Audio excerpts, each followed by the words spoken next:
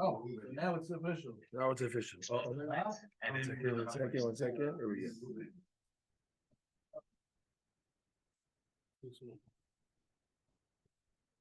go.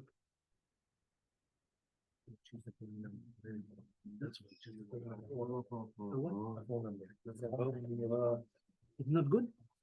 That's the number you punched in? Saying here that there's a phone number. Another phone number? It's saying here that indicates there's a phone number. Maybe punching the number.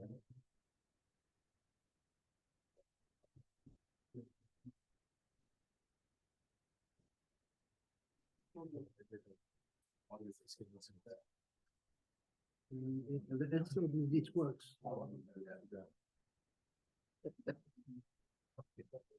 Okay, Shavua Tov, everybody. Baruch Hashem. So we have a lot to talk about, a lot, and I have to get this off my chest. And everywhere I go, I start off with this point. Some of you on the Shabbos already heard these points, but we have to just say them again.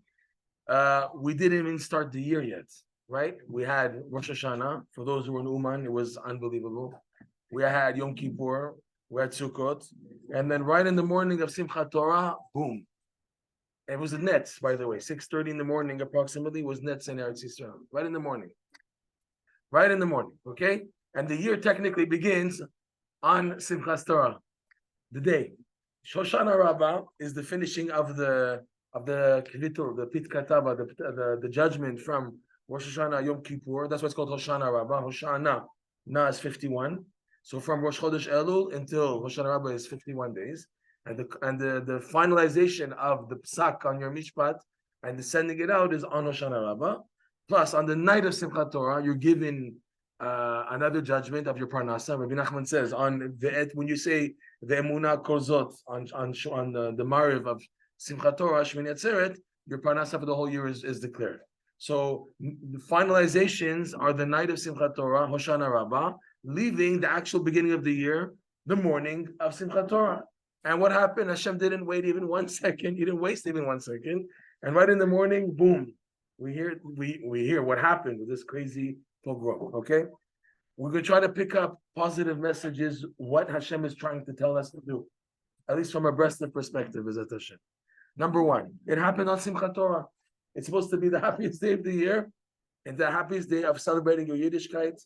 Rabbi Nachman, he told Rav Nosson, "Did you dance this year on Simchat Torah?" He said, "I was so happy. I even danced by myself this year." And Rav Nosson says, when you think about it, the dancing on Simchat Torah is one of the greatest times of expression of feeling good about your Yiddishkeit. That wow, this makes a difference. I'm dancing with the Sefer Torah because I'm part of this thing. That's why I'm dancing. Number one.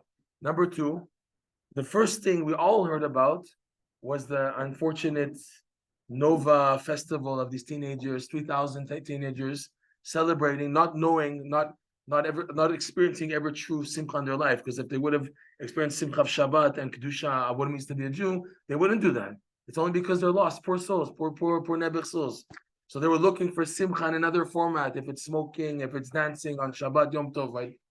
That's number two. Number three, the hostages. That young people even were taken hostages. It hurt very much. I cried. We all cried.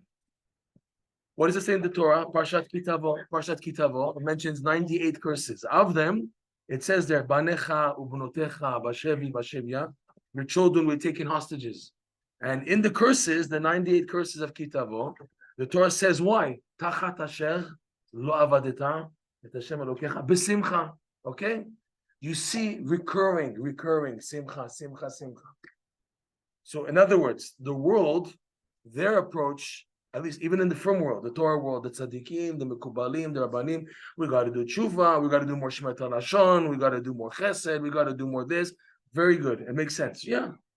But when we're looking from a Breslev perspective, what's really going on is there's a hint that we have to work on being the simcha. If you're ready b'simcha, so more simcha. And if you're not b'simcha, so start now. You got to work on it. That's the key now. The key here is b'simcha. The goyim, their whole thing in Galut is atzvut. When the goyim attack Jewish people, what's their concern? To make us feel bad. To make us when the Arab, Yimach Shema, Hamasnik takes the Facebook of the grandmother and he shows the grandchildren how he's killing the grandmother. So what's his intent? He's not just wants to kill the person, he wants the family to feel bad, to feel guilty, to feel to feel negative, to feel sad. Okay? If we fight back with anger and chaos, we're going to kill you, we're going to smash you, and this, that. That's what they want. They want to hear that the Jewish people are erupting like that. What's our weapon? Our weapon is Simcha. Okay? That these are signs of Mashiach coming? I don't think so. Because Rabbi Nachman says clearly, when Mashiach comes, it's going to be out of Simcha, it's going to be out of dinim and judgments and worry and war. Oh, Gog and Magog. Gog and Magog, by the way, Rav Nosson, he received a transmission of a book called Megillat Sitarim. Megillat Sitarim were secrets of what's going to happen from Rabbi Nachman's time until Mashiach comes. He revealed these secrets to Rav Nosson and Rav Naftali, his other disciple, and he told them that only 2 people per generation are allowed to know these secrets. Okay? So that means whoever passed on first, which Rav Nosson passed away in 1844, Rav Naftali revealed it to someone else. His name was Rav Aaron Lipovetsky. When Rav Naftali passed away 20 years later in 1870-something, Rav Aaron revealed it to another bestseller, Rav Avram ben Rav Nachman. And this Avram ben Rav Nachman, we don't know if he revealed it and to who, because he was very good in keeping his mouth quiet and keeping a secret. He was very good in containing. He passed away in 1917. So today, nobody knows who has the transmission, okay? But, however, Rav Nosson, he said one thing. He said, Rabbi Nachman didn't mention anything at all of Gog and Magog. Nothing. We all think Gog and Magog, and we have a joke. Gog is really today Google. That's Google. Google is Gog, okay? He didn't mention even one thing about Gog and Magog. So Rav Nosson says, I understood from this that we're already in the middle of Gog and Magog. Gog and Magog is the attack on Yiddishkeit. That means we're already 250 years from the Reform movement, from the Maskilim, the Enlightened movement of the mid 1700s. We're already in the middle. That we're in a situation for the first time in the history of the world that the majority of Jewish people in the world don't know what Shema Yisrael is, don't know what Kashrut is, don't know what Shabbat is. How many Jews are we now? 16 million in the world. Of them, how many are from? How many are keeping Torah Mitzvah? Okay, maybe 1 million, 1.5 million. How many from Yidden in the world? How many? Okay, the majority are detached, assimilated, Hollywood, whatever. Okay, finish. What's going on? So we're in a situation where this Makkah, Rav Nosson says, this is Gog and Magog. The Midrash even hints to that. The Midrash says that Esav, last week's parsha, Yikrivu Yemei Evel Avi. He said, I'm going to kill Yaakov once Yitzchak passes away. I'm not going to kill him now. I'm going to wait for Yitzchak, my father, to pass away, and then I'm going to kill Yaakov. So Paro, the Midrash says, he said about Esav, you're stupid. You wait to kill Yaakov. In the meantime, Yaakov has children and grandchildren, and now he's flourishing. That's not now one person. It's like 70, it's like the 12 tribes. It's now going up. So Paro says, I'm not going to wait. He tells the midwives, Uritem ala ovnaim. You see, as soon as the child is born, then you kill every boy. Okay? So then Haman comes along and he says about Paro, you were stupid. You kill only the boys? What? A woman, a Jewish woman. She has children, they're not Jewish? Even she marries a girl, the children are Jewish. What did you accomplish, Paro, by killing just the boys? You know, the women are also Jewish. Me, Haman said, Taf v'nashim, everyone, men, women, children, I'm going to do it for everybody, right? So, 1 second. So then Gog comes along and he says about Haman, you're stupid. What, you think as long as the Jews are connected to their Lord, you can do it, you can touch them. You can't do it if they get him. What I'm going to do, I'm going to separate the connection between the Jewish people and their God. Once that's severed, I can do whatever they did. So Hashem says, Gog, you want to fight me, huh? So I'll bring you to Eretz Yisrael, and here I'll have your downfall. This is what the Midrash says. But you see the point from the Midrash, that Gog's after the religion. Gog is after the Yiddishkeit. So to say that started now, we're already 200 years inside of this already. Okay? That we're holding on is from Yidden, that's already a miracle. That there's still Yidden who have some connection to Emunah, with all the darkness of atheism and technology and everything, it's a big miracle. Okay? So Gog and Magog, if you want to say, it's not a physical war, it's a spiritual war. And this signs what's going on in the world, it's not indication. The indication will be abundance of simcha in the world. The pasuk says, "Ki besimcha tetzeu." And another pasuk from Shemalot, "Az yomu bagoyim, higdel Hashem lasot imele, higdel Hashem lasot imanu, hayinu smechim." The goyim are saying this. "Az yomu bagoyim." The goyim will say, "Higdel Hashem lasot imele." That what Hashem did greatness, wonders for these people, the Jewish people, and in reality, this in fact is higdel Hashem lasot imanu. What was good for the Jews was for our benefit. And now, hayinu smechim, and now we're happy. We're happy. The goyim are saying we're happy, and that's what the psukim say. But the goyim are going to take by hand every single Jew and bring them back to Eretz Yisrael. So, what's the indicator to Mashiach? It's dafka simcha, not pachad, not worried and everything. Okay, so this is possibly one of the clear. I mean, you have to be stupid not to see that Simcha Torah and all the things that they're attacking is on the midah of simcha, and our weapon to fight back is dafka. Okay, so this I had to clarify. Now we want to go into a story. A story about Rabbi Nachman and his disciple Reb Chaiko. Rabbi Nachman is a student named Reb Chaiko, and they were once traveling in the wagon, and Rabbi Nachman was in a state of dvekus, eyes closed, and he wasn't there. And at that moment, the wagon passed by a village not far from Breslov, where Reb Chaiko had a cousin was a shtickle connected to the Rabbi, to Rabbi Nachman, and he wanted very much of Chaiko that the Rabbi Nachman come to his house and give him a bracha. So he took the opportunity. Rabbi Nachman was in a state of vekud. He didn't want to bother him. He told the driver on his own initiative, turn into this village. He turned in. They stopped in front of his cousin's house. When they did that, Rabbi Nachman opened his eyes, and Rav Chaiko opened the door, and the Rebbe was like following him. So they went out. And Rav Chaiko knocked on his cousin's door, and he almost fainted. He saw Rabbi Nachman at his door, and he's like, "Oh my God, like what is this?" So Rav Chaiko says, "Can you invite us in?" He says, "Yeah, but I have nothing to give you guys. I have nothing." He said, "No, you have no mizon, no cakes to honor the Rebbe." He said, "Nothing." So he said, "Maybe take your wife's Shabbos candlesticks and just pawn them for a moment, get some money for them and buy something." He said, right away. He took the candlesticks. His wife's Shabbos candlesticks, silver candlesticks. He went to like some neighbor quickly.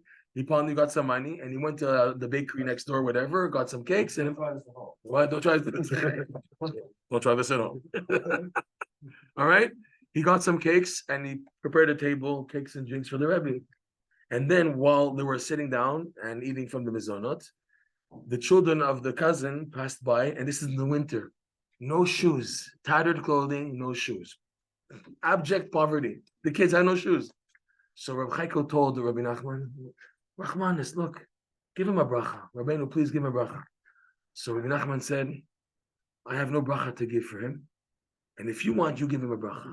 And Rav Chaiko started to panic. He said, "I'm scared to give him a bracha. He might kill me. Because you're telling me you don't want to give a bracha. You're telling me yes to give a bracha. Maybe you don't want, and I can give a bracha, I'm getting in trouble." The Rabbi said, No, I'm not going to kill you. Don't worry. I'm not going to punish you. If you want, I'm giving you permission. You give a bracha. And he asked again and again, "Are you sure?" "Yes, you give a bracha." "Are you sure?" "Yes." So he asked everybody to move out to the side, including Rabbi Nachman. And he asked his cousin, "Bring me a bucket of water with a ladle, with a big spoon." He brought him that. And with the ladle, he poured water on the middle of the floor of the house. And with his hands, he pushed to the north. And he said, "Abundance, shefa, to the north. Abundance to the south, abundance to the east, abundance to the west." Okay? And then they left.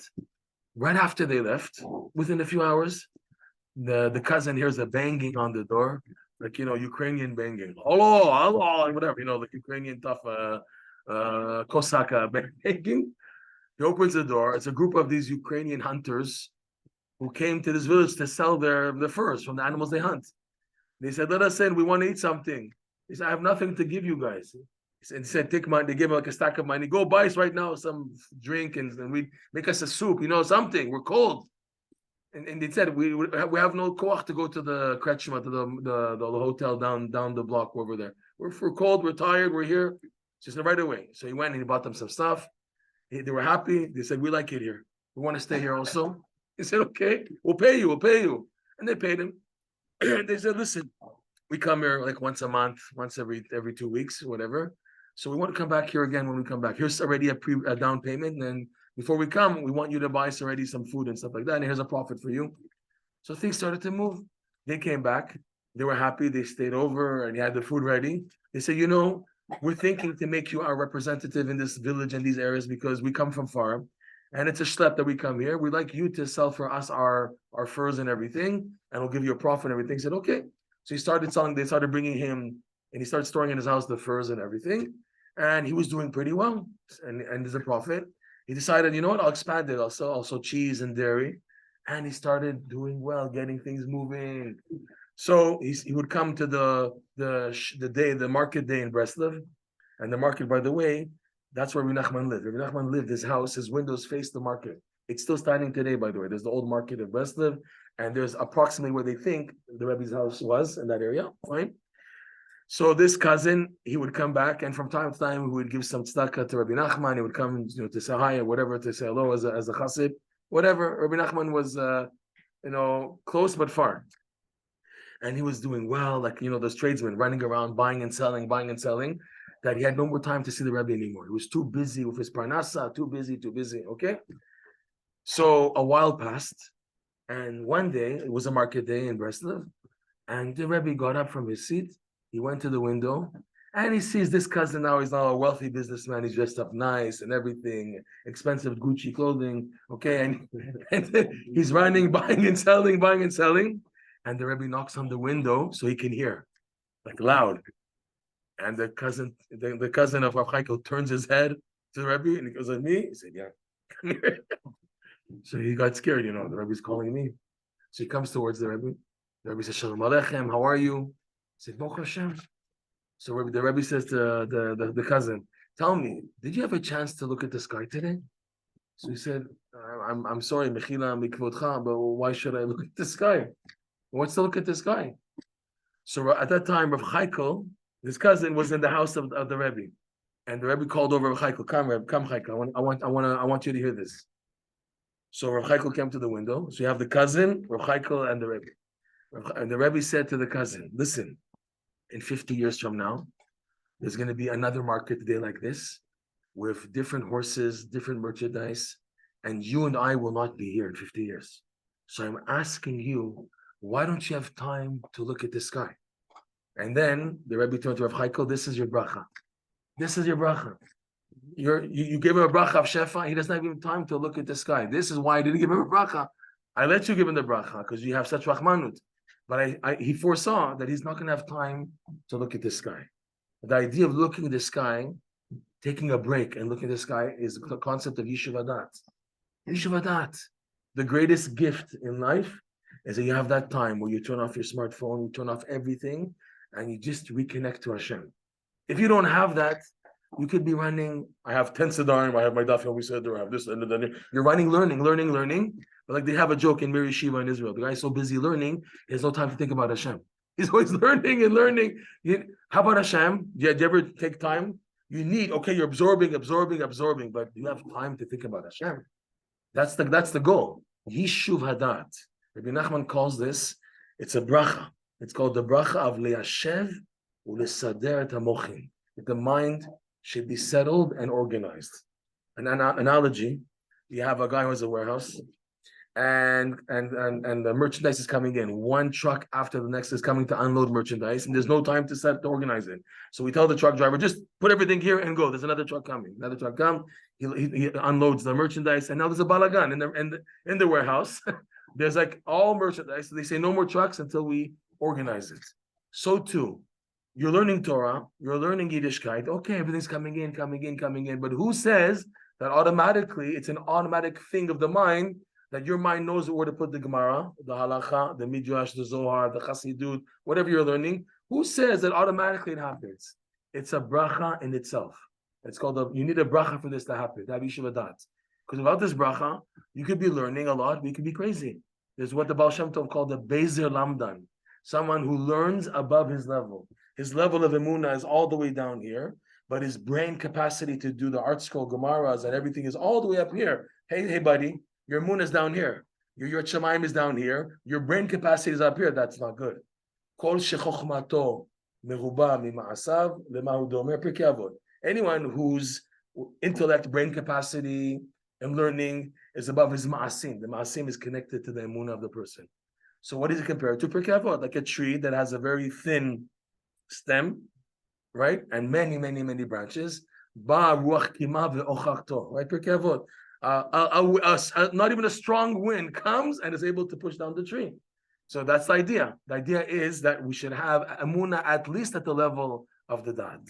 So that means Yishuv dat takes everything you're learning in your life, but puts it in the right place. When things are in the right place, then you're functioning properly. Your Yiddishkeit is functioning, your davening is functioning properly, your daily living as a Jew is functioning properly. It's not like, okay, I'm running after learning, but you're not changing. What's happening to your learning?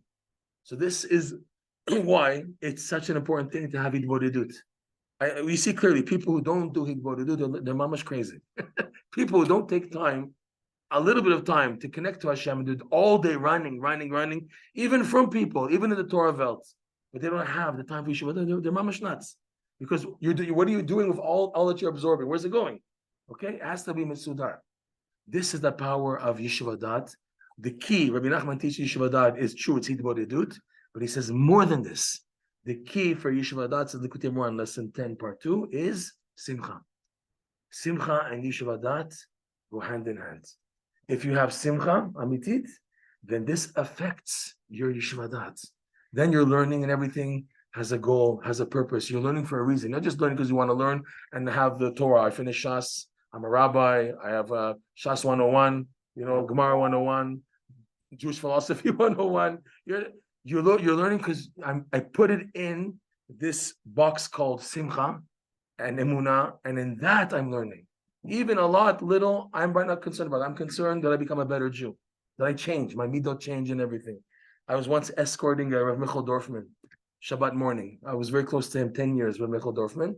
And every Shabbos morning, it was Gan Eden, walking with him from the rest of Shul in Mea Shearim to his house. He would speak in Hebrew.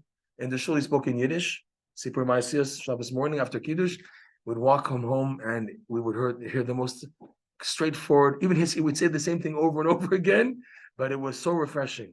So once there was like a Litvish Bachur, who was a family member of somebody, and when we got to Rav Michal's house, he said, please, Rabbi, give me a bracha, in my learning, in my Torah learning, everything. So Rav Michal smiled, he said, I'm going to give you a bracha, that you should have Tmimut and Pshitut.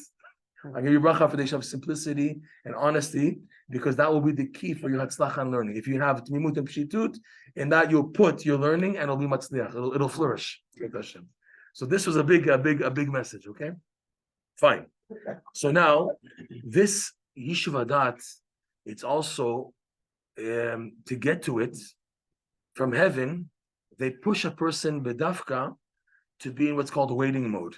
In other words, when Shamayim sees that you are ready and capable to reach high levels, and these high levels require that you have what's called Yeshiva Dat, so from heaven, they push you back and give you what's called a waiting stage. You're in like the waiting room, okay? And this waiting stage is meant to build your emunah and build your vessels, your kelim, that you have strong enough kelim to receive light from a very high level. When you see a person is ready for big time Yiddishkeit, so the initial stage of experiencing that is a person has a setback. And it's a test. The setback is a test to see whether you are worthy or not for the next level. Why is that? Because the main test in Shamayim is, do you have the level of emunah? Emunah meaning to believe that the pushback is really a stage of growth and you have to wait. Are you ready for that or not? Because if you're not ready for that, so you're not going to advance. That's a big test now, okay? So he says, Rabbi Nachman, that this stage of Hamten, the waiting, is connected to this. Oh boy, my wife just told me there's a massacre. Did you hear this? 1929, 1009. Oh, they went up the number. Shem Rachim. The massacre they found them. I got to know this vacation. We have to be b'simcha. Oh, okay. And my wife sent an update of the massacre from Simchat Torah. It went up to almost 2,000 now. But be happy now. We have to be happy. No, we're sad, but we have to be happy. We have to do it the right thing. Now? Yeah, just now. She just told me right now. where they find it? With maybe the soldiers? I don't know. See about that. Hashem Razor. Akopanim. let's do a couple of Tehillim. Shir Ma'alot Esayin Ha'ilad Iman Yabo Ezim Imaton Yasir Shemai V'Aretz Ha'iten Namot Avlecha Yom Shmulecha Hinei Elonu B'Lashon Shema Yisrael Adonai Shemcha Adonai Tzidcha Yad Yeminecha Yomam HaShemesh Lo Yakeh Kemich B'Alayla Adonai Shemcha Mikol Yishmor Nafshecha Adonai Yishmor Tzedcha Chavecha Meta V'Adonai. All right. So going back, this stage of experiencing something that's really gonna bring you a big light in your life, it's called in Kabbalah, it's called the level of the Keter. The Keter.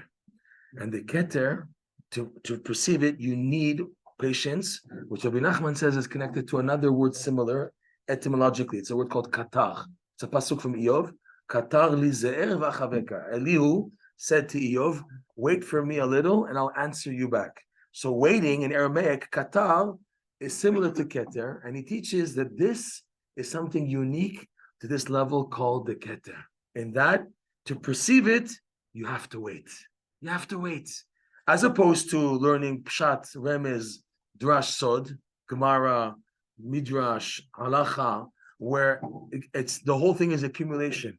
I have a seder 1 day, 2 days, 3 days, and I'm advancing. I finished the Masechta, I finished the whole section of Shulchan Aruch, I finished the Midrash, I finished the Zohar, I'm finishing, which is advancement. That's on those 4 levels. So there, it's a different type of emunah. But now on this high level called Keter, the way to perceive it is you're pushed back. That's how you prepare yourself for this high level. You're being pushed back and you have to wait, okay? So before we continue, we have to now give a perspective of where we're holding in world history before Mashiach comes, okay? We've passed through now 4 galuyot. Mitzrayim, Bavel, Yavan, and Edom, okay? We're presently at the end of Edom. Each galut, believe it or not, corresponds to a different type of challenge and a different level of revelation of the Torah needed. So to explain, Mitzrayim is milashon mitzach, tightness, okay? The Jews in Galut Mitzrayim, their main challenge in their connection to Hashem, in their Judaism before receiving the Torah Har Sinai, was to be squeezed, tightened, and tightened, and tightened. So for them, what was needed to bring them chayut and connection to God was just a level of pshat. In other words, the Jews in Egypt were at such a high level, believe it or not, that for them, pshat was enough to give them chayut. Pshat was enough to give them that strength to hold on. In that galut of Mitzrayim, the pshat level of the Torah, even though the Torah has all the depths hidden in it, but the pshat level was enough for the Jews in Mitzrayim to have a connection to Hashem. Next level was Bavel. Bavel is from Lashon, like Rashi says, Bilbul. Balalet hakol, bilbelet hakol, Rashi says in Parashat Noach, right? So Bilbul is a confusion, okay? Where now, it's not like a tightness. It's now, I'm confused. There's now, everything is upside, there's a confusion here. A Bilbul. So for that, the second level of the Torah came into place, which is Remazim.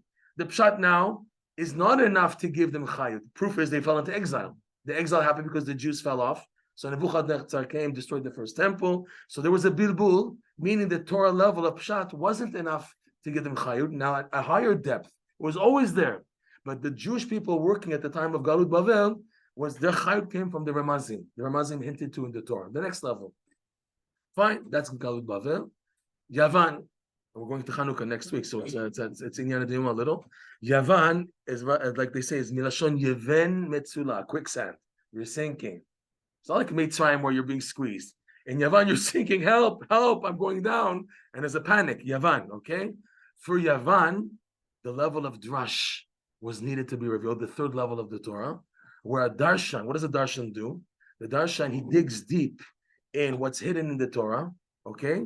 Hidden, in other words, not in the Kabbalistic level, but hidden messages, you have to dig to find them, and he gives a very presentable perspective of what we can learn from the Torah on a Musar perspective, on a moral level. So for the Jews in Yavan, where they're in quicksand, to get out, to hold on, maintain themselves, the level of drash was needed. Finally, Edom, Galut Edom, which is milashon medame, the imagination, a distortion of the imagination, the dimyonot, okay, that this final leg of Galut presents and presented. So now all 3 levels wasn't enough. What was needed now was the Sod. That's why in this last Galut, we have the revelation of the Zohar, Rabbi Shimon Bar Yochai, the revelation of the Arizal and the Kabbalah, to give that fourth level enhancement of the Torah, to keep the Jews around. In other words, the three levels wasn't enough. When the Inquisition happened and Jews were so mixed up and frustrated and everything, they were looking for meaning in the Torah to give them chayut. And at that time, the Kabbalah came to be revealed, being a consolation, how to hold on in this terrible galut of taking people who were in Spain for 1,000 years and so much Torah, and they just mixed it up and mix everything up, okay? And then later on, Tach Vetat, with Chmielnicki mixing up all the yeshiva world, when no one had the yeshiva da'at to learn, everyone's on the run. So people needed some deeper meaning in the Torah, and that's how the Kabbalah came in. But now, at this last leg before Mashiach comes, even the Kabbalah is not the solution. Proof is we're still lost, and we're lost big time. The majority of Jews have no kesher to Yiddishkeit. So there is a fifth level of the Torah. Okay, it's this level of the Keter. And the Keter is tapping in to the infinite light, the highest levels, and bringing it down to every single Jew. This is what the Baal Shem Tov initiated. Chassidut, what does it do, Chassidut? Why is it something special?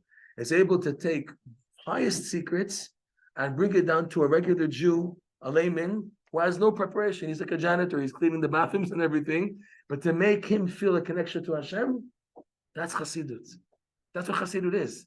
Okay? It's the guy who's learned it, Talmid Chacham, I earned it. I earned the title. Okay, you're great, you earned it. But the poor guy who doesn't know how to earn it, what are you going to do about him? So he's chopped liver, he's finished. So to give the opportunity for every Jew to feel connection to Hashem, not just the elite, not just the tzaddikim and the big Talmid Chachamim. So how about us? How about the regular guys? We're finished? That's what the Galut was doing. So comes along the Baal Shem Tov, reveals a way that it's Yiddishkeit is for everybody. Simcha, Emunah, the teachings of Chassidut, of having this connection from tiny things, finding moral meanings from the deepest things. That's unbelievable. Rabbeinu now, and he's the, if you want to say, an expansion of this. Like we have the Breslov version of the story told on the last day of Pesach, Charon Shel Pesach, where in the version that we tell in Breslov is that the Baal Shem Tov and his daughter Odil and his Talmid Rav Tzvi Hirsch Sofer, they were on this boat trying to get to Eretz Yisrael, and it was Mama shaking, and it was gonna be broken. So Baal Shem Tov said, "Listen, it's a choice: or we throw down my manuscripts into the sea, or you, my daughter Odel, go into the sea." In other words, suicide. So she said, "If it's a choice between you, your writings, and me, I choose to go into the sea." And they were sad to hear that, but there was no choice. They started to lower her down into the sea, and along the edge of the boat, she's about to touch the sea with her foot, and then she indicates, pull me back up quickly. They pull her back up. She says, "Abba, you can throw your writings into the sea, because I'm going to have a grandson who's going to write much nicer writings than yours in the world." I got that? That's the rest of the story. And her grandson is Rabbi Nachman, okay? So now, Rabbeinu said about himself, "Ani ish pele v'nishmati pele gadol chidush kamoni lo haya be'olam." He said he's a pele. Pele, the Ramak says, Rav Moshe Cordovero in his book, it's called Pardes Rimonim. There's a chapter 23. It's like an encyclopedia of concepts of Kabbalah based on alphabetical order. So under Pele, it says Pele is the term for this level of the Keter, this high fifth level of the Keter. Is called a Pele. Okay? Pele is the gateway, because Pele means something which is mufla minecha, something which is far, far removed from you. This is the level of the Pele. Rabbi Nachman said his thing is with the Pele. His thing is to get people to connect to the Pele, this fifth level, the Keter. Okay?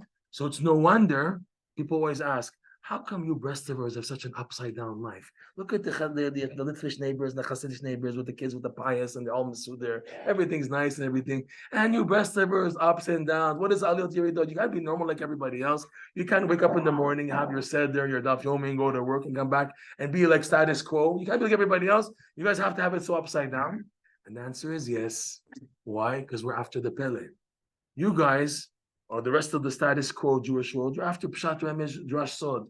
You're happy with those 4 levels of the Torah. You know there's more out there, but no, Shalom Alay Nafshi, I want to be comfortable. I want my comfort zone. Let me stay stuck in the parameters of the 4 levels, even though that's what's not needed now. What's needed is a higher level. because the challenges are getting big. If it's not them, it's their children. Chas v'shalom. It's going to happen. Everyone's going to get hit eventually on the challenges of this last leg of Galut Edom, where you need the level of the Pele. The level of the Pele is what's needed to combat what we're being attacked with. The attack on now AI. What's AI now? AI is the maximum of Galut Edom, the Medame. You see something which is not really there, and they can fool you that that's really it. That's AI now, okay? So now the Medame, the imagination, which Rabbi Nachman said, we have to give a new name to the Yetzer Hara. We have to give it, the Gemara says there's seven, the Yetzer Hara has 7 names. We have to give a new name, and the name of the Yetzer Hara is called Koach HaMedame. That people's visions and their perspective is totally off, totally distorted. You can't differentiate between right and wrong because you're being fooled to the maximum degree. To get out of that, you need a high level of Torah, a light of Emet, a light shining from Emet, which shines into the person's darkness. This, by the way, is the light of Chanukah. The light of Chanukah, the Arizal says, I don't remember exactly how it works, but it's Ekyeh times Ekyeh. There's a holy name that in the Keter Ari, you have to have this meditation on this holy name Ekyeh. Ekyeh is the name associated with the Keter. Every Sphira of the 10 Sphirot has a different name of Hashem expressing what it does, the Pe'ulah. There's Yud-Ke, Vav-Ke, Shakai, Tzvakot, Elokim, Ka, Kel. But Ekyeh is unique to this level of Keter, which translates as I will be. That's the name Hashem told Moshe Rabbeinu when he's going to take out the Jews at Har Sinai. Tell the Jews, Ekyeh is sent me to bring you out, right? The God Ekyeh. So Ekyeh translates as I will be. Rashi says there, by the way, that Ekyeh means they're going to receive the Torah. I will be there for them. Originally it was Ekyeh Asher Ekyeh, just like I'm there for this Galut, I'll be there for other Galuyot. And Moshe says that's too much. You can't tell them about another Galut while they're going to another one. You're right, that's what I meant. Ekyeh Shelachani, that I'm going to be there for them to reveal the Torah at Har Sinai. Okay? So Ekyeh means patience. I'm going to be on a personal level. Okay?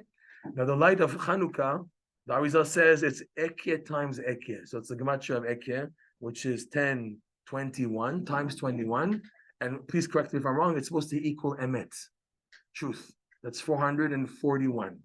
So 21 times 21 is supposed to equal Emet, 441. We can do the Cheshbon. Yeah. Okay, very good. So meaning, the light of Chanukah is to bring a light of Emet in this Galut of Edom. Okay? It's a crazy Galut we're going through to shine the light of truth so I don't be fooled. I can't be fooled. Okay? This is the light of Chanukah, by the way. So, going back, this is what's needed now. What's needed is the Pele, but the way the Keter works is you have to have setbacks. You have to be patient. You want to go forward in your Yiddishkeit? No, wait. You're not ready yet. And where do they push you back? To the beginning. That's hinted to also the Ner Chanukah. The halacha, the minhag today is what's called Mosif Veholech. You light on day 1, 1 candle. Day 2, okay, let me continue from yesterday. Why we have to go back again to number 1?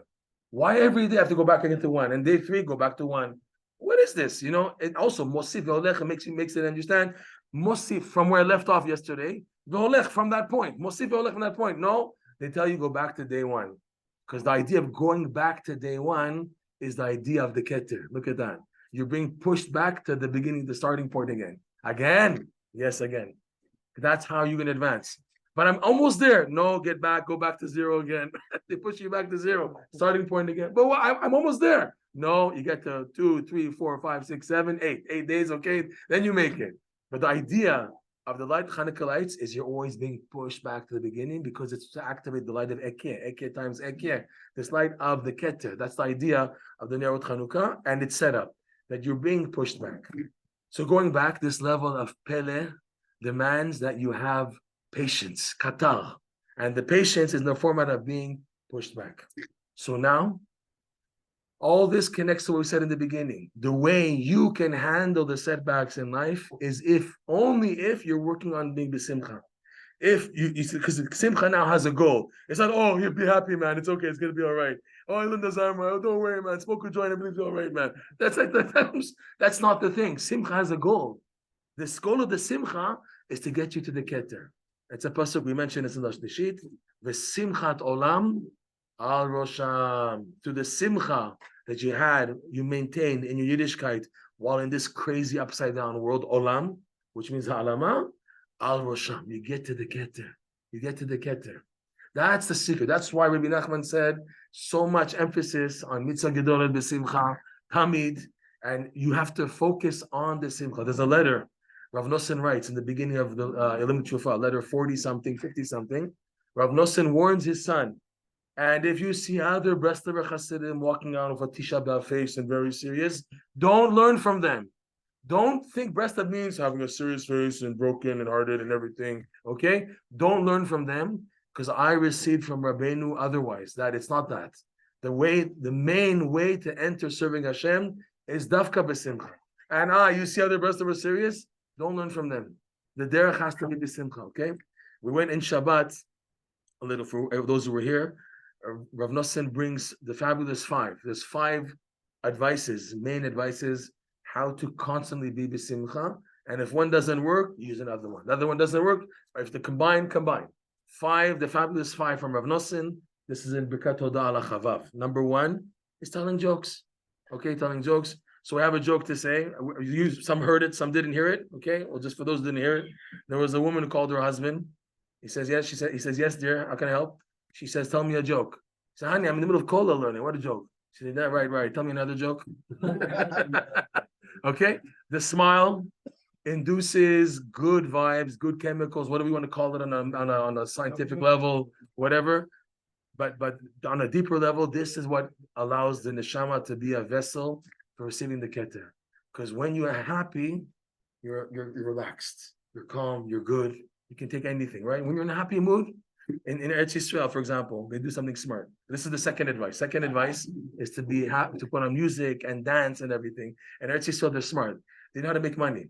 Friday, the stores that sell, pistachios and nuts and everything, they blast music in the stores so that you're happy to come in and you're in a good mood and you start buying more than you need. You're buying, give me a chatzi kilo mizeh, give me kilo mizeh. You don't have the money, but you're just in a good mood because the music's on. It makes you feel good. They're very smart, the stores in Eretz Yisrael, the bakeries and everything. Even here I saw that in Borough Park. They put music on Friday because that what encourages people to be in a good mood and you want to buy more. You forget about your tzaras. I don't have money. It's okay, Shabbos, it's okay. And after Shabbos, you say, why did I buy so much? Right? That's the second advice of music, nigunim, because this has a power to put you in a good mood. I remember that video they put on the Schwarza, and he's saying Kaiser, Yitnu, and he says in Vegas, he's singing in Vegas. There's the power of nigunim to get people happy. Okay, unbelievable. That's number 2. Number 3 is, of course, Rabbeinu Zazamra, finding the good points. Yes, you have to find the good points. You have to focus on the good. It's easier said than done. I know, we know. But at least to know the direction here, that the finding the good points is fundamental. Number 4, giving thanks to Hashem. Hoda'ah. Giving thanks to Hashem, which is we learned this together this morning. In order to give thanks to Hashem, you have to be able to diminish yourself. When you feel you don't deserve anything, everything is just a gift. So then automatically you can give hoda'ah. Automatically, if the person says, no, Magieli, look, I went to bed early to try to wake up for Chatzot and wake up for Shachris Net, and I wake up at 10 in the morning. I deserve to wake up on time. Look, Hashem, I did so much. No, you're not ready yet. You think you deserve it. That's the whole thing. You have to be smacked a little more until you get in your place. I don't deserve anything. Everything's a gift. And then you begin to have appreciation for every tiny thing. That's number 4. And number 5, which is really the spitz also, is that you have to take your perspective of life and look at the big picture. For example, when we scream at our kids, because we're looking at the child like this, oh, tuck your shirt in, you look ugly, fix your pants, fix your kippah. Because we see like this, push the child this away. Oh, you're so cute, you're nice. You push him farther, it looks nice. But when you come close, you see all the negative things. I see your tits outside. I see you have a black mark here. You have little phlegm, mucus flowing down your cheek over here. No, come on, set up. You look at the flaws because you're looking too up close. But if you push farther, oh, you're nicer. When you look farther, it looks good. It looks like Rabbeinu said about Am Yisrael. Am Yisrael is like an orchard with many trees, a vineyard, an orchard, whatever. And when you look up close to one tree, you see on top the leaves are withered and drying up, and the fruit here there's worms in this fruit. When you look close up at a tree, you see the defects. But he says, but you look at the orchard, and the orchard is an orchard, the tree is a tree still. In other words, the general picture is pleasant. He says, when you look too up close, you see the defects. So too, Rav Nosson says, when you look at your life just at the present and only the present, you're bound to see chesronot. You're bound to see. The way is you see up close just now, everything's negative. So what to do? You got to step back in your life, look at your life in the reel of 6,000 years, your little bit of life of 120 years, ulai, if you're lucky, in this reel of 6,000 years, and you look at the whole picture, and you see from the whole perspective, wow, I'm a part of this. And in the end, there's going to be Tchatametim, there's going to be reward, there's going to be something good to live for. So I can connect my present to the future. I have what to be happy about. If I'm just the present, of course, it's going to be negative. I'm always like the perfectionist guys. They're looking, everything has to be okay now. Now it has to be okay and square and rigid, and they're always uptight, always negative. So what to do? You got to step back, connect the present to the whole picture, to the future. Then you can take it, even though you want things to work out nicely, okay, but not out of a perfectionist attitude that has to be perfect and perfect because all I have is the present. Don't look only at the present. Look at the present, connect it to the whole picture, and you see good. He said, Rav Nosson, this is the ultimate advice for Simcha. The ultimate advice for Simcha, and you look at the big picture. So in Breslov, they say there's 5 eitzot to build these 5 levels of Simcha. And Rosh Shmuel Shapira, I think he would say it's hinted to in Layudi Maita, Ora veSimcha. Ora, and then Sin Mem Chet He. Ora is Rashi Tevot, Uman Rosh Hashanah. Okay, Uman Rosh Hashanah, where Rabbeinu said what? Rawi lo lismoach kol hashana. Rabbeinu himself said you have every reason to be happy the whole year. Baruch Hashem Rosh Hashanah. Nachon, my life is upside down. Rosh Hashanah, Baruch Hashem. That's always what you can always throw yourself on. That I was by this tzaddik, and he is like my protection. He's my lawyer, my attorney, everything. He's going to do good for me. Baruch Hashem. I made the journey. This year was a difficult journey there and back. We all went through a lot of bumpy rides to get there and back. Okay, so we have what to be happy about. Baruch Hashem. That's Uman Rosh Hashanah. Number 2, Shulchan Aruch. Sin is like Shin. Shin, they say in Breslov, is Shulchan Aruch. Learning halacha is so important. Even just minimum. You can't learn halacha. I don't have the attention span and capacity to learn Mishnah Berurah and Shulchan Aruch and everything. Fine. Learn 2 little lines, something, 2 halachot minimum, just to keep you normal. Because what halacha does, what Rabbeinu says about halacha is phenomenal. He says that inside you have a lot, everything's mumbled and jumbled, everything's mixed up. The good and the bad is so mixed up that you can't differentiate. What's needed is to first separate the good from the bad, and then you can do hitbodedut on this. Rav Nosson builds on this idea very big in his very, very last discourse before he passed away. Rosh Chodesh Halach Hazayin, Rav Nosson goes into the power of hitbodedut and the power of learning halacha. Halacha, what it does, it makes a separation of the good and the bad within you. Because Rabbeinu says, Likutey Moharan, several places, lesson 54, for example, that halacha is a clarification. It's a birur. When there's a psak halacha, okay, kosher, non-kosher, kosher, okay, clarified. Pure, impure, whatever, it's clarified. Forbidden, permissible. When you learn halacha and you have a clarification what to do, so halacha, Torah, is the root of everything in the world. It's the root of creation. So when you learn a clarification in halacha, so it causes the machloket inside of you, because it's a machloket. This rabbi says like this, rabbi says halacha is like who? So it's a clarification in the world of Torah, and then that's the root of what you're going through, the conflict inside of you. So when you learn halacha, it has a ripple effect automatically. Forget about just the halacha, like to apply it. Just learning the halacha itself and knowing what's right and what's wrong has an effect on what's going on inside of you, causing some clarity. So again, people who don't learn halacha, they're also crazy. If they learn halacha every day, kol hashoneh halachot b'chol yom, muftach l'shem. They didn't say kol halomed shas kol yom, kol midrash kol hashoneh halachot b'chol yom. Halacha psuka, minimum 2 halachot. And Rabbi Nachman, you'll see in Simcha Taran, he emphasized every Jew in the world, whether breasted or non-breasted, has to learn halacha every day. You have to. It's minimum Judaism, minimum. Okay, before Chumash Rashi, before Tanakh, Mishnah, Gemara, halacha. I know people, they learn daf yomi, but they don't learn halacha. Well, what is this? Again, they lost the point.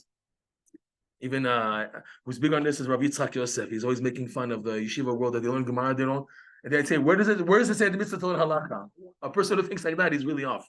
The goal of learning Gemara, Tachlit Torah, is Tshuva Masim Tovim. How are you going to behave on a halachic level? You have to know the halakha. Come on. Just no, it's theoretical. We're just learning pilpul for the sake of pilpul. Yeah, and afterwards it becomes a pilpul. The guy is a mamash. So it's learning halacha, learning Torah for the sake of clarification. So and what happens now when you have clarification inside? That's already simcha. When you know what the problem is, when you know where the difficulty is, that's already chatzi nechama. Until now I was so frustrated, so confused. I didn't see clear. Halacha makes a clarification inside of you. So the good is here and the bad is there. The bad is still there, but it's not intermingled with the good, so I can at least see clearly. That's halacha. Okay, that's Shulchan Aruch. Mem, mikveh. Mikveh is so important. We killed ourselves this morning. We ended a freezing cold mikveh. I have to say Birkat HaGomel, I think, with my toes. Mamash. You guys, mamash. Kol hakavod. Mikveh. Rabbeinu said the next day is mikveh. The first thing, you have to build a mikveh, guys. Nachon, sure, you have to have a mikveh. Please, guys, work on the mikveh. Okay? Mikveh, Rav Nosson says in Lashon Tikva. Mikvah Tikva. Because the verse says, when Ezra wanted to bring the Jews back from Bavel, back to Eretz Yisrael for the Beit Sheni. So the Jews were intermarried. They married Goyot. And Ezra said, just leave them here and come to Eretz Yisrael. And they were so broken, the Jews who intermarried, and they said to Ezra, Ha'im yesh mikveh, is there hope for us? So Rav Nosson points out, the verse should read according to Dikaduk, Ha'im yesh tikva for tav. Why does it say mikveh for mem? He said to show you the connection between the mikveh and tikva. That mikveh is hope. Meaning what? A Jew can be so upside down, but if he's consistent in going to the mikveh, Rabbi Nosson says this, he's guaranteed to get out of this world clean. Isn't that amazing? You can go through crazy things during the day in your life, but if you say, I'm not mevater on the mikveh is priority, mikveh has to be there, right? There are times when you can't do it. You're flying 12 hours or 15, 16 hours from Miami to Tel Aviv. You miss the mikveh. What can you do? Sometimes it happens. You go traveling. But on a normal schedule, a Jew has to put it in his daily life that there's a mikveh because it gives you hope. It gives you hope. What the mikveh does, basically, is when you're sleeping, you've tasted death, right?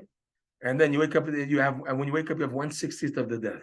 So they say that the Negel Vaser takes off that 1/60th, but there's what's called an aftertaste. There's a reshimu, which is not the actual taste. It's not the actual taste of this. It's the after effect of that, and that stays on a person. The mikveh, mamash, when you go in the mikveh, all the klipot get off of you.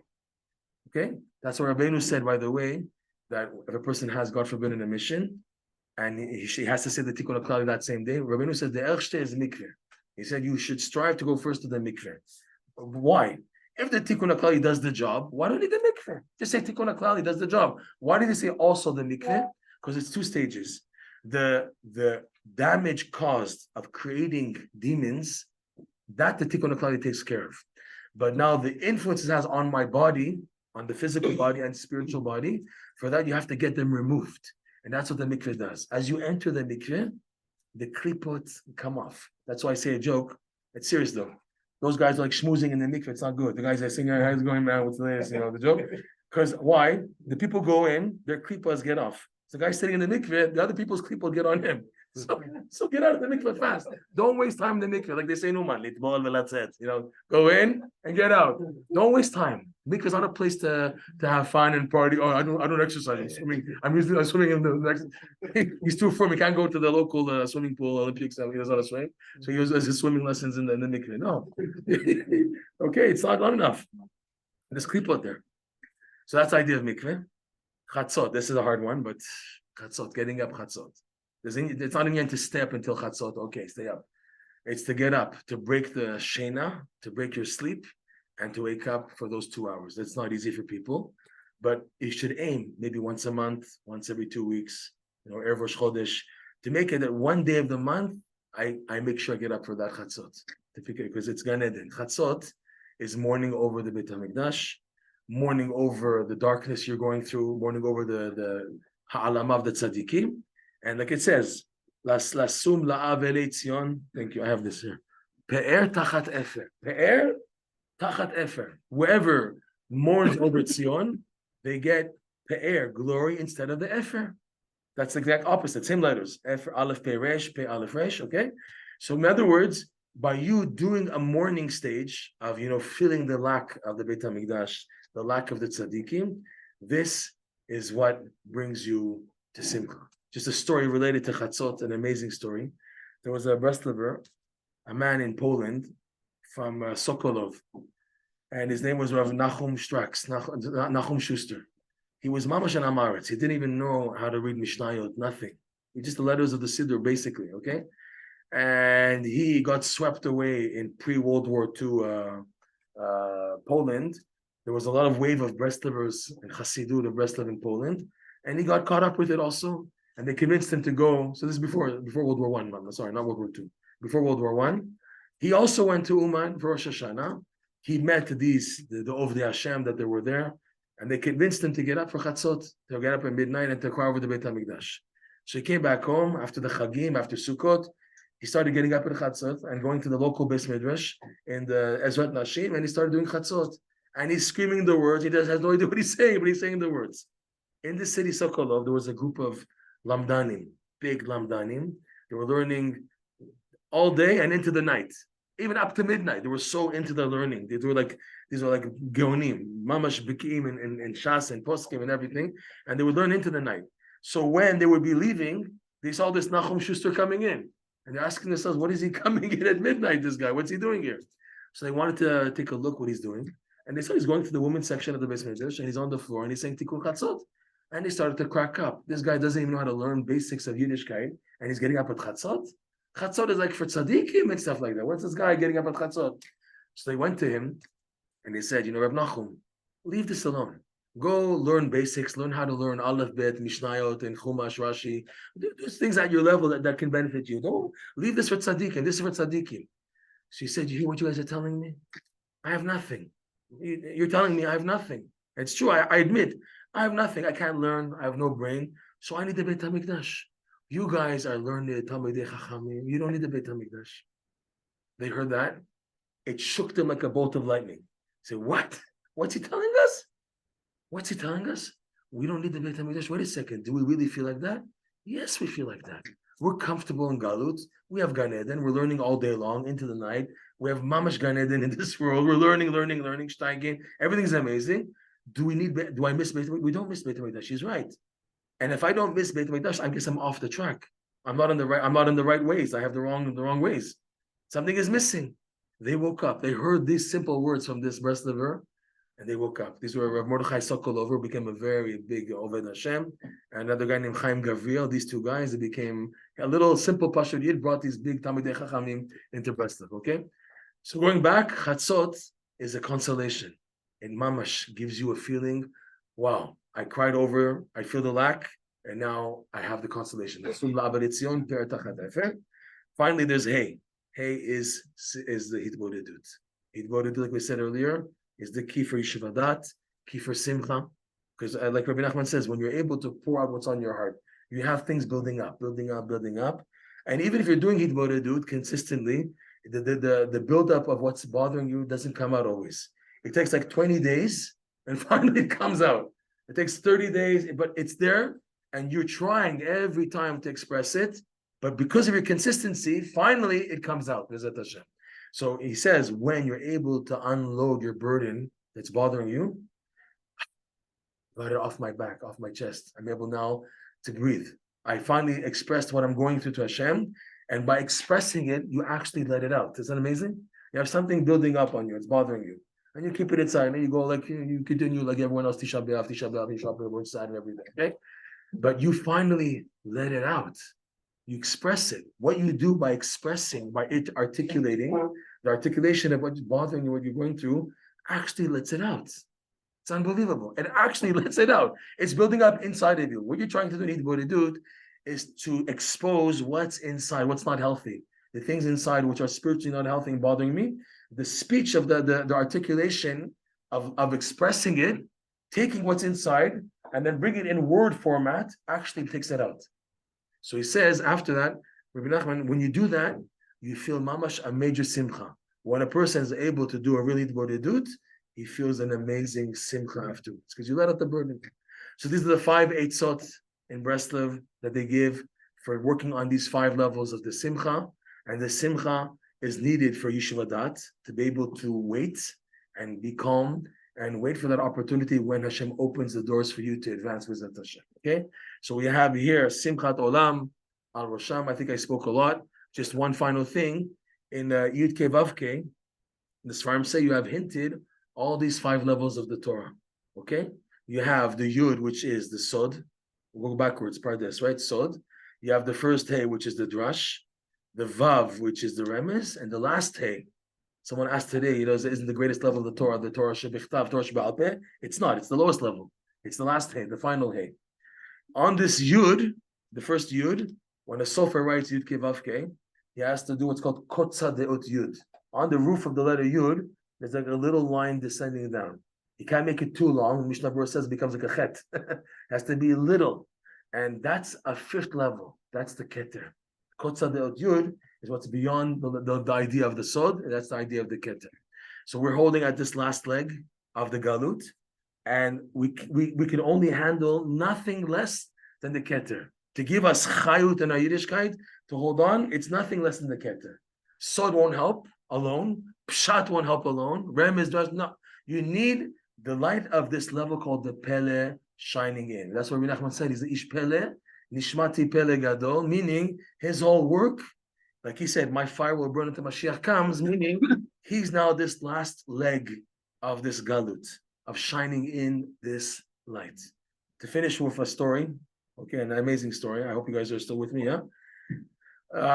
This story is brought down in a sefer called Tovot Zichronot, a true story. It took place about 1885, 1895, that 3 Brestavers went to daven by Rabbi Nachman's kever on Erev Rosh Chodesh. A regular Erev Rosh Chodesh, they went to Uman and davened there. Rabbi Avram Sternhartz and another man named Mordechai Shuv, and a 3rd individual, Pinchas Yoshua. Mordechai Shuv and Avram Sternhartz were brother-in-laws, and this Pinchas Yoshua was an elder man by that time. He was a surviving disciple of Rav Nosson, Pinchas Yoshua. So it's probably 1885, not 1895. And they went to daven, and they helped escort Rav Pinchas Yoshua up the hill to the kever of Rabbi Nachman. They were doing their davening. He was davening, and they finished early, and he was still davening. So they waited for him at the bottom of the hill. So after whatever time it took, Rav Pinchas Yoshua finished his davening, and he saw they were waiting for him. So he was happy. He walked down to them. When he reached them, he froze. And he let out a krechts. Ah! And they looked at him, what's wrong? And he started looking at himself, like examining himself. He started examining himself. And they're asking, is everything okay? And he said, Rabbi Sai, I was just given a revelation of all of my Gilgulim. I just right now got a revelation of all my Gilgulim from the beginning until now. And he started telling them who he was, A, B, C, this time, that time, this time of the Tana, I was this person in this city, Amora, this time. And he said about himself, I'm a very, very, very awkward neshama. He said, why? He said, every time I came back in a Gilgul, every Gilgul that I was in, I had access and knowledge of that tzaddik of that generation. There were tzaddikim of each generation, and he had the zchut to know who was the tzaddik of each generation. In the time of this Tana, this time of Mora, okay? And he came to them asking for a tikkun. I want help. And they said, the tzaddikim, you are so blemished, you're so upside down, we can't help you. You have no other choice but to come back. And he said an analogy, a mashal, like a mason who builds rows of bricks, right? So a mason, he has bricks, and if they're not they're odd shaped, he has to chip them and chisel them down to be nice and square, rectangular, to fit into the building. But sometimes there's such a stone that's so upside down, he chisels it here, but it's not matching the other side. He tries to fix it there, and he has to discard. Okay? See, Rabbi Pinchas Yoshua said about himself, my neshama, the souls are called avanim, like it says in Echa. Tishtapechna avnei kodesh. Yirmiyahu is lamenting over the avnei kodesh, the holy souls. So the avanim are called souls. So the tzaddikim, they build, using the neshamot of Am Yisrael, a building, an edifice, that when it will be completed, Mashiach will come, B'ezrat Hashem, and all the neshamot are put into this building. So my neshama, I came to this tzaddik, asking for a tikkun, and they said, I can't help you. You're so upside down. You're so blemished. I can't help you. You have to come back. So he came back again and again. And every time they told him the same argument. You're so blemished, you have to come back again. He said he was really far off. And he says, but now the buck stops here. This is my final Gilgul. I'm not coming back anymore. And he said, why? He said, from the beginning of time until now, there's never been a tzaddik like Rabbi Nachman who screamed from the depths and emphasizing it. Gewalt. How do I say it in Yiddish? Please forgive me. Ein shum yeush ba'olam. God, I said it farhanden. In Yiddish, the yeush is nicht farhanden. I don't know how you said whatever. You're Yiddish. Okay? So there's no such thing as despair. Gewalt. There's no such thing as despair. So he said that in Shamayim, there's no tzaddik in the world that stressed it, even though it's in the Gemara, where it says, "Afilu cherev chadam munachat al tzavaro shel adam al yimnat tzmo rachamim." This concept that there's always hope, it's mentioned bypassing in the Gemara, but without solid emphasis. It's like it's an idea. Okay, you caught it. This tzaddik comes along and says, "No, we're going to emphasize this point." Ein shum yeush ba'olam klal mamash. Okay, they say. Amar Hashem mibashan ashiv. Mibash. It's a pasuk continuing, right? Mibashan ashiv. Bashan is Nachman ben Simcha. Bashan. Ashiv is Ein Shum Yeush Ba'olam. Ashiv. Ein Shum Yeush Ba'olam. Okay. Mibashan ashiv. From Bashan, Nachman ben Simcha. Ashiv. Ein Shum Yeush Ba'olam. To bring back someone who didn't give up. Okay. So he said about himself. Now I have hope. On me, it said the psukim in Hallel, even ma'asu habonim, the stone, the neshama that the builders discarded. Hayta lerosh pina. Not only am I part of the building, but I'm a chashuv part. I'm the rosh pina. I'm the cornerstone of the building. Why? You can't understand this. Me'et Hashem hayta zot iniflat be'enenu. It's pele. You see that? Me'et Hashem. This is from Hashem hayta zot, and it's the level of the pele. Niflat. Rabbi Nachman's job as the Pele, Ani ish Pele, v'nishmati Pele gadol, is davka. It gives hope to the most lost cases. In other words, as low as you feel about yourself, I'm finished, everything. Rabbi Nachman's catch net underneath you is already there. He's already planned a catch net under how low you fall. He already has under you a catch net to support you, to bring you back up if you don't give up. But no matter how low a person falls and just is broken, there's always this catch net from underneath it, okay? So that said, Met Hashem haytazot hi niflat. It's a pele beinenu. And now that this can happen even today, Ze hayom asa Hashem nagila v'nismecha bo. Such crazy far stories can take place even now. It doesn't have to be like those Machanaim stories from 200 years ago, but even today, you can have stories of miracles, of major transformations, of big neshamot being rectified in the big time. So we should be zoche b'zat Hashem to work on our simcha and this concept of the pele, because that's the only thing that can help us. He says in Likutey Moharan, Rabbi Nachman, I know I'm going on and on and on, but this is an important point, that before Hashem allows a neshama to come down to this world, so it's possible to be a Jew with regular mainstream Judaism. The traditional handed down to down Torah transmission is enough. Okay, you can do it. I come from parents, grandparents, they learned Torah, they had Yiddishkeit. I can maintain my connection to Hashem with that. But once Hashem sends a tzaddik down to this world, so there's a rule for every positive force, zelu matzeh. If a positive force comes down to the world, an equal negative force has to also come down. It's zelu matzeh. So when Hashem gives the green light for big neshama to come down, at that point, it becomes impossible to connect to Hashem and without the help of that tzaddik, of those tzaddikim. So before the Baal Shem Tov's time, it was okay. Once he's in the rand, that's it. You need the Baal Shem Tov. Okay? Rabbi Nachman now, we see that. People, the nicest families, the most chashudish of families, and the littlest families, everything, and they have kids falling off left and right, Hashem Yerachim. Where nothing talks to them. The yeshiva doesn't talk to them. The Gemara doesn't talk to them. Therapist doesn't talk to them. They need the Pele. Rabbi Nachman does talk to them. So should be zoche to get the Pele and to receive it by being the Simcha, because the Simcha is the prerequisite for getting into the levels B'ezrat Hashem that we're aiming for. B'ezrat Hashem. Okay, that was Amen. Wait, we didn't finish. Okay, wait. I know the time. What? It's late, right? But just let's listen. Everything we said tonight is taken from a lesson in Likutey Moharan, lesson 24, Likutey Moharan. How Likutey Moharan works is phenomenal. It's a book that the more you touch it, the more you learn it, the more you begin to activate it. It's a living entity. It's not just a sefer. You can learn Gemara, Chumash, everything. Okay, it brushes off you very superficially, and maybe eventually you believe it makes a change, but it's you don't notice. By Rabbi Nachman's sefer, it's like someone who's sleeping. Hey, Eddie, wake up. And, oh, okay, I'm up. When you touch the Likutey Moharan and you touch it again and touch it again, you go into it, articulate the words, you begin to activate it. You begin to see things happening in your life that were not happening at all before you were learning this lesson. And when you start learning this lesson, oh my God, I'm seeing this. It's like 3D. Bougie bougie, doody comes out into life. It comes into actual reality. It's unbelievable. There's no book like this in the world. That you learn it, things start happening at work and on the street, at home, with the wife and the children and this and that. You begin to see Ramazim popping out. Boom, 3D. It's coming out in your face, okay? That's one thing. Number two is on this book, Likutey Moharan, Rabbi Nachman, he advised his disciple, Rav Nosson, to write prayers on these lessons. And he said this concept, which is called Lasot Mitorot Tfilot, to turn Torah lessons into prayers, it brings such a delight to Hashem, that from the time of creation, there's never been such a sha'ashua, that when you take a Torah idea and rephrase it, represent it in prayer format, it is literally far, far reaching.